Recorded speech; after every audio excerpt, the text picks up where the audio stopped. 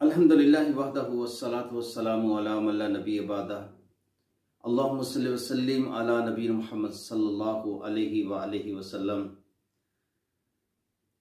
आज रिश्तों की बुनियाद जो होती है उसके अंदर बेशुमार दुनियावी मफादात के लिए मामलात किए जाते हैं। दुनिया की तालीम जहाँ देखी जाती है उसके साथ हुस्न व जमाल देखा जाता है, घर बार ख़ानदान देखा जाता है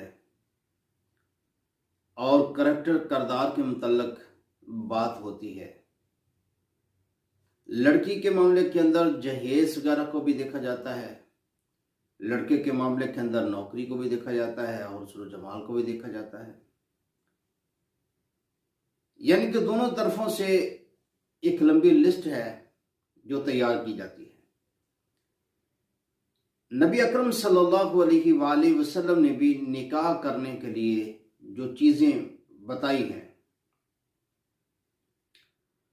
उनमें से सिर्फ फहरिस्त जो नंबर 1 पे आती है तो ये है कि अगर आपने कहीं निकाह करना है तो माल और दौलत जो है इसको पेश नज़र रखा जा सकता है। और नंबर 2 के ऊपर हस्ब नस्ब जो है ये भी काउंटेबल है। और तीसरे नंबर पर खूबसूरती भी काउंटेबल है। और चौथा नंबर जो दिया नबी अकरम सल्लल्लाहु अलैहि वसल्लम ने वो है दीनदारी। और फरमाया, हदीस का मफहूम है, बुखारी शरीफ की हदीस है, उसका मफहूम है कि खाक आलूद हों तुम्हारे हाथ, तुम्हें दीनदार औरत से निकाह करने में कामयाबी हासिल करनी चाहिए। हदीस का मफहूम कर रहा हूं, यानी कि निकाह के लिए ऑप्शन है नबी अकरम सल्लल्लाहु अलैहि वसल्लम ने 4 दी हैं। 4 ऑप्शन फरमा दी कि ये 4 ऑप्शन के बिना के ऊपर आप निकाह करें और उनमें से एक को पसंद फरमाया और उसके लिए ताकीदिया लफ्ज, ताज्जबाना लफ्ज में फरमाया, खाक कलूत हो तुम्हारे हाथ, दीनदार औरत के साथ निकाह करने में हाथ कामयाबी हासिल करो। दीनदारी जो है, अगर दीनदारी ना हो तो जंगल बन जाता है।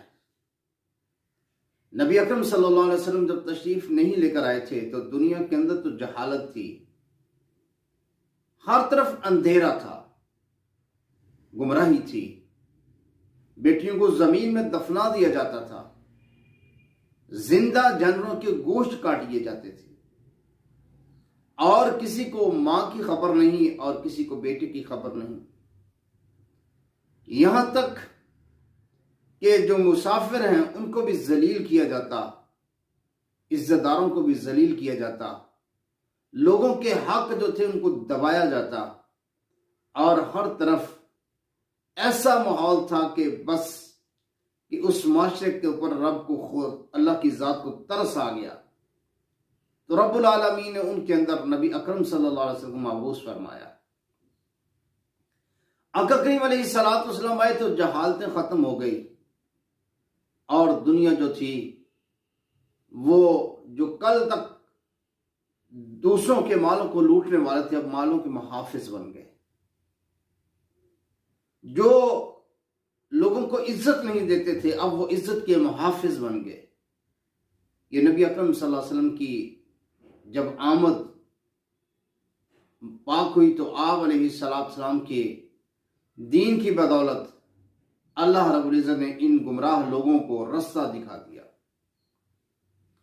और फिर उनकी कैफियत ये थी कि रुके हक से जो रुक गए उनसे वो भी, झुके हक पे जो झुक गए उन पे वो भी, कि जो सीधे रास्ते पे चलता था वो उनके साथ चलते थे, जो सीधे रास्ते से रुक जाते थे वो उनके साथ से रुक जाते थे। ये बात उन लोगों की है जो बड़े ही पाकबाज लोग थे, बड़े ही आला मियार वाले लोग थे। इनको ये सारी बातों का शऊर तब हुआ जब इन्होंने नबी अकरम सल्लल्लाहु अलैहि वसल्लम का कलमा पढ़ा। तो दीन इस्लाम जो है, अगर दीनदार होगा तो उसके अंदर यकीनन बुजुर्गों की इज्जत का ख्याल होगा। आज अक्सर लोग ये गिला करते, जी हमारी जो नौ है, हमारी जो बहू है, वो हमारी रिस्पेक्ट नहीं करती। रिस्पेक्ट कहां से करेगी जब आप देखकर ही मेयार दुनिया लाए हैं कि दुनियादार हो, ऐसी हो, ऐसी हो, ऐसी हो। इन सारी प्रायोरिटीज के अंदर दीन जो था वो आपकी प्रायोरिटी नहीं थी, तो फिर कहां से खैर खा निकलेंगे भाई? फिर घरों के अंदर अमन और सुकून नहीं आएगा। फिर एक दूसरे को नीचा दिखाने के लिए वो सारे हरबे इस्तेमाल होंगे जो कोई कर सकता है। इसी तरह जो बहुएं हैं उनको भी ख्याल करना चाहिए, और जो मदर इन लॉ होती हैं उनको भी ख्याल करना चाहिए, दोनों तरफ से। लेकिन अल्लाह की कसम, जो नरमी पैदा होती है वो दीन की वजह से होती है। अगर आपने दीन को मेयार नहीं रखा तो नरमी नहीं आएगी, घर जो हैं वो बिखर जाएंगे।